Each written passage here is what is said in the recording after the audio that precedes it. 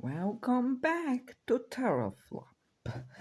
You can see multiple creatures here. The time has arrived. The Terraflop planet has gone into a mini ice age. Not a mini, into a mild ice age, which caused a part of the planet to dry up into this beautiful savanna steppe-ish ecosystem. We can see many animals and many plants here.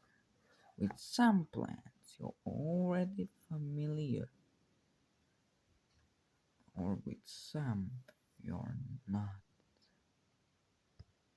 So, first we are going to catalog some of the unique and not unique species found on the southern savanna.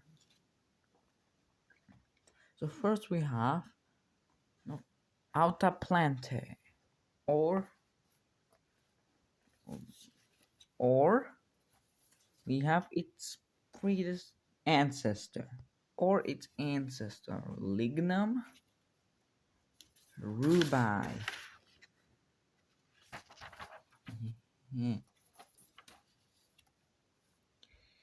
Yay. So first we will cover these two guys first. Let's start with the grass. Second grab, dry grass. This this 4 to 5 centimeter tall plant with 10 leaves is spread it wide and far along the grasslands and savannas of the southern continents. They have water starch storages in their bulbous stems and many roots to anchor them to the ground and prevent from being pulled out by herbivores. This plant reproduces mostly asexual, independently, not requiring fertilization of its cells with pollen. Like this, a bunch of grains develop in a sac that after some conditions may be dry, not dry after some time they pop. There's no seasonal change between climates because Terraform B doesn't have any seasons. After that, you have this fella, Vlatibestia, flying bee. Sorry, I had to have a cut because I had to go to eat lunch. So, Vlatibestia, flying beast, is an omnivore which scavenges sometimes, but mostly consists of the diet of grasses. It can climb trees and glide/fly from tree to tree or on the ground, or it can glide up into the air when the hot air makes it act like a hot air balloon. They live in flocks, with numbering 5 to 10 individuals at a time. They also have a keel to support their flying muscles. Now let's focus on the herbivores, the big herbivores in particular. This is Machinacum, large eater. This this animal has strong front forelimbs to grab food with from the treetops down. This animal is quite numerous in the gallery forests near rivers, where it can thrive with a lot of space to move around and a lot of food. So, if you didn't know, gallery forests are forests that, because of the higher humidity, grow around rivers. So, let's go into this guy's anatomy. His bulk, let's say, is mostly because of two-chambered stomach,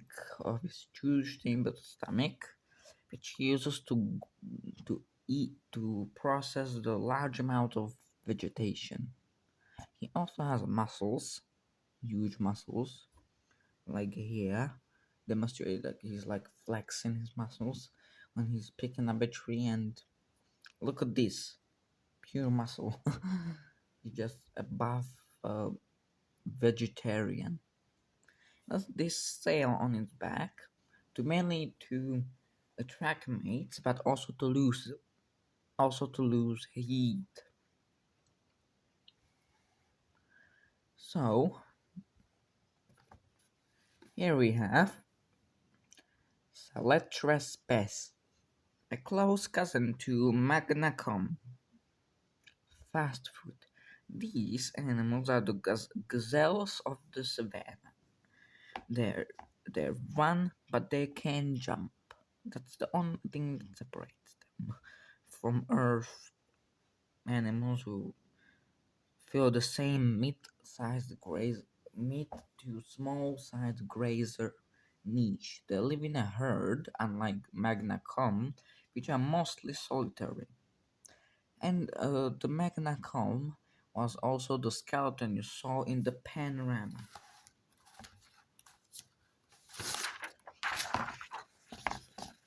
Here, here's its skull, is its neck vertebra, here its jaw, here its shoulder blade thingy, rib cage, shoulder blade thingy. Here its bone, here its claw, another bone broken, and his tail bones, and a bunch of little bones and stones and stuff.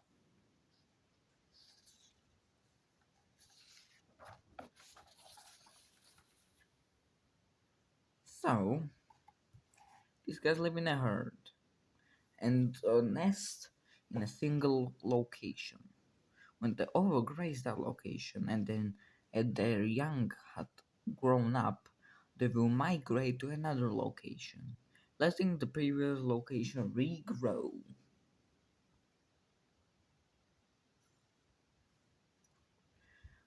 So they have a that's all. They have a horn for uh, for fighting or display. They fight by lowering their head down, like this guy who's actually grazing, not fighting something,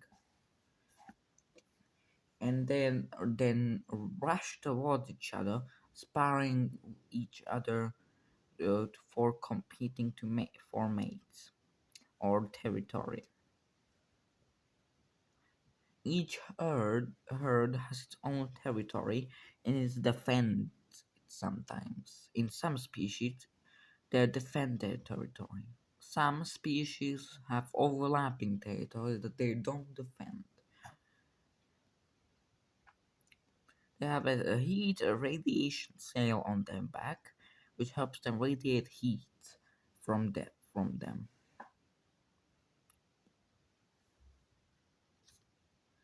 After that, we have the biggest carnival on the planet. the Leolupum lion wolf. This taxon clade of uh, grassland predators has a huge degree of sexual dimorphism, which is shown here as three specimens of the same species. Let's start with the female.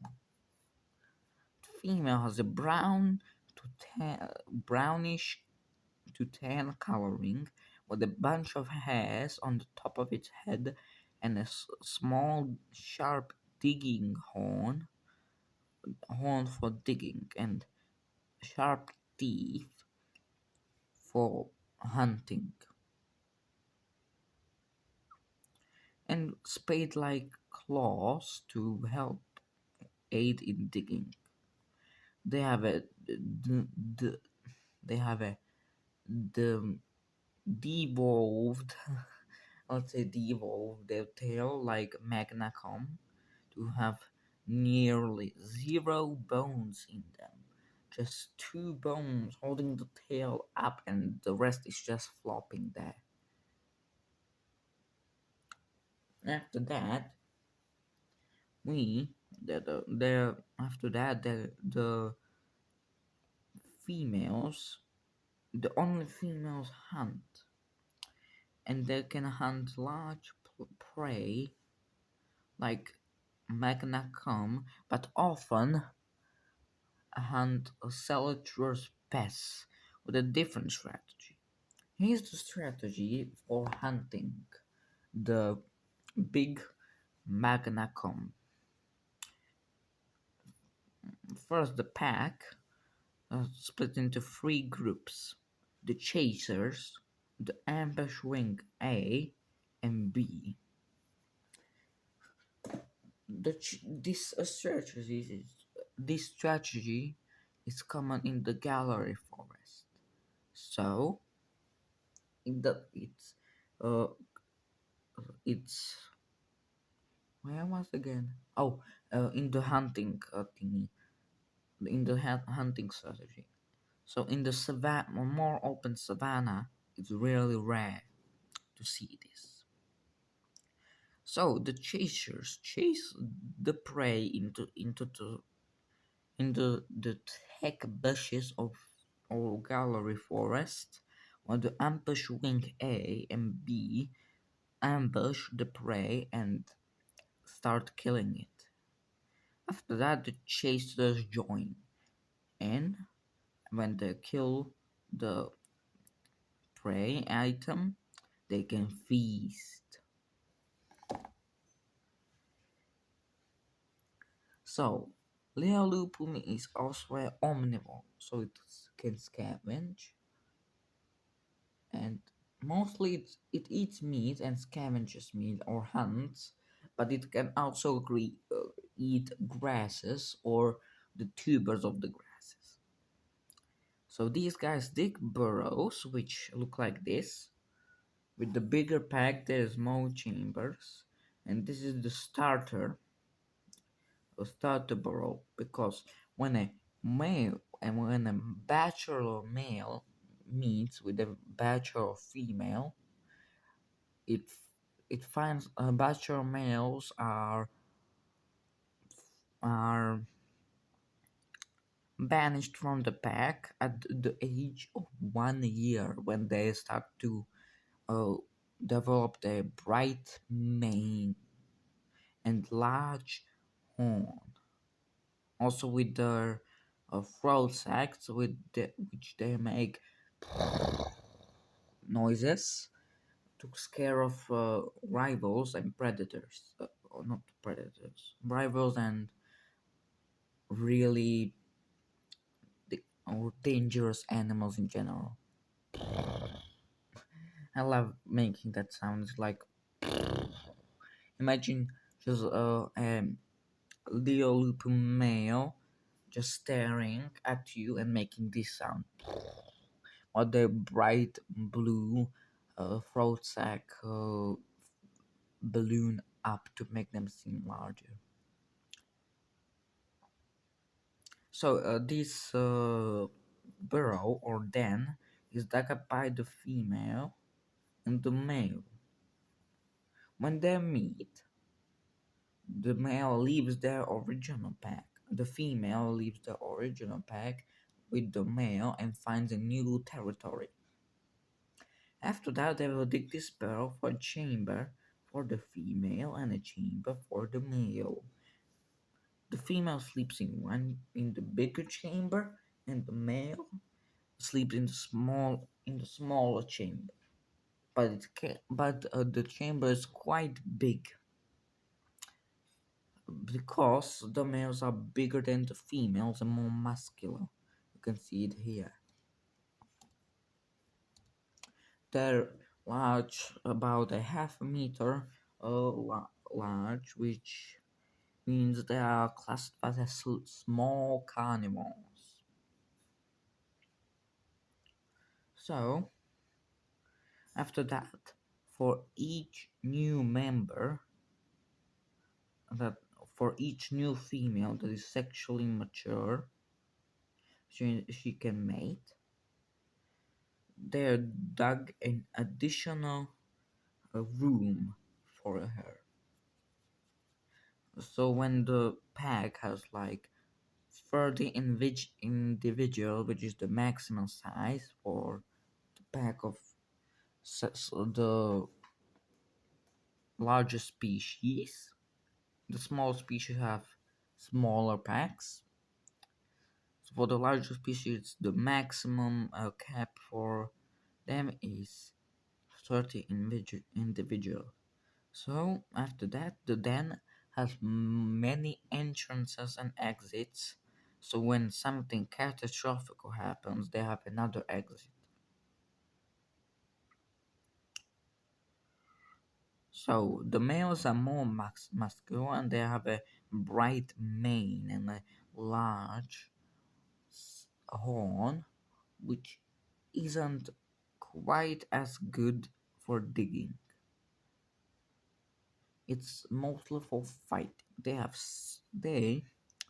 The large Leolup males are the only animals on this planet uh, to develop saber teeth, like the things you chomp with. You can see it here, which are mostly for not for hunting but for battling rivals. So the juveniles have yellow stripes because they are vulnerable and can defend themselves very well. So they blend in with the grasses. Also, they sometimes play because a Leolupum female has about 7 juveniles or cubs or whatever.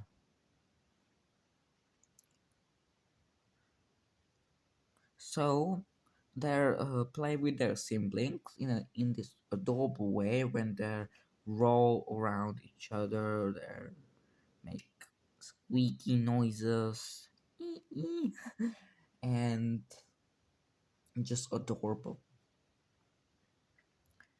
They also have a weak bite force, so they need to eat softer, more quality food like, let's say, liver meat, but most animals on uh, teraflop B don't have a liver, so it must be other organ meat. And that's all for the Liam Lupum, aka the lion wolf. So now I can explain the panorama. I wanted to do a forest panorama, but I didn't have time to because I need to go to school and whatever. So this panorama is is the middle of the savanna sorry grassland environment. It's full of life and death because look because the many bones which have been killed by the Leolupum, which are uh, guarding, which the alpha male is guarding its den right now from the celestial pest, which we have found out that it has laid their eggs next to a Leolupum den. Hopefully, the sound is okay to hear because sometimes my videos are like completely quiet. So, a flock of not celestials of Valatibestia has is flying over the plains. This is a kind of a semi-desert environment because it's smacked right in the middle of the plains, which are kind of dry. Wait a second, somebody's calling somebody. Hmm. I don't know if you heard that on camera. Hopefully, it's not noticeable. So, there are many skeletons around here of Celestropes and Magnacom because these pack hunters hunt their prey, and if the prey is small enough, they can drag the their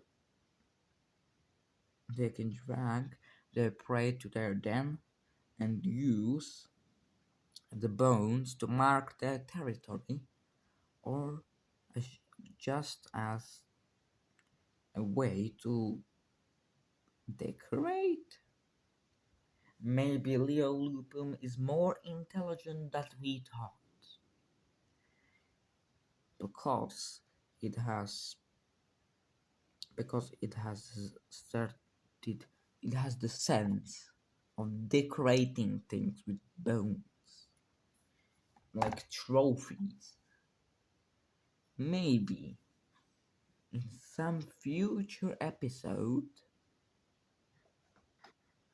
Leolupum will create first sapient organism on teraflop B.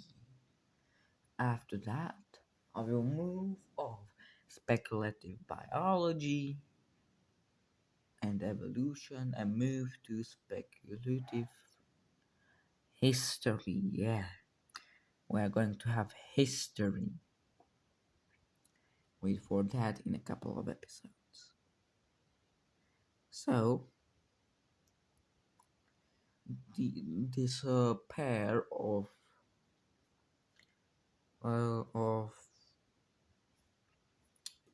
celestial pests has set a camp near this den, which one has spotted.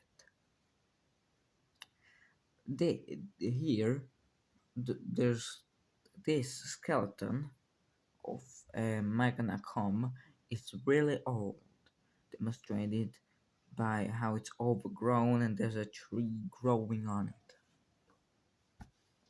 So this skeleton is really old. That means that is because this environment is not suitable for Magnacom. There's too little uh, tall enough plants to sustain them because their large inflexible bodies can't go on the ground and graze. So that's the limitation of Magnacom.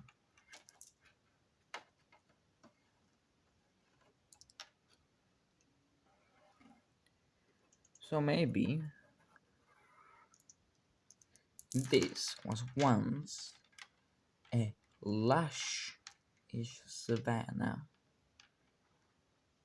luscious savanna, completely, without, completely, with, uh, with a large amount of magna come that were browsing the local tree. After that, the environment started to dry up as the ice age continued and the sea level dropped. Less and less rain has come to to the plants. The trees have died out, represented by this stump, and the grasses has started to die off slowly but surely, represented by the bare soil and dryness covering the ground.